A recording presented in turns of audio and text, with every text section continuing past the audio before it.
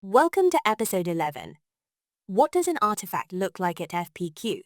In this short video, we introduce the artifact approach and consider what it looks like when a student is producing work that includes or is focused on something that they design and/or make, rather than a written report.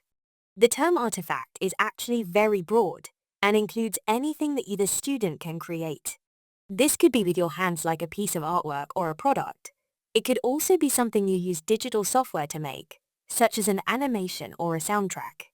If you pause this video, you can spend some time looking at the range of different types of artifacts that students have previously created for the artifact approach to the project qualification. The approach taken to designing and making something is very different to writing a report, and as such requires different evidence. Students typically create a portfolio of evidence, either physical or digital on a computer. Alternatively, they may like to use a sketchbook to capture their work. But whichever way they go about producing their evidence, they should always complement this with a short written report, typically between 250 and 750 words in total. If students are keen to take a very design-focused approach, they can use the design framework shown here. A design framework is a very design-focused approach to a project where you carry out certain phases of activity, usually starting with analysis and research, before creating a specification and then moving to ideation.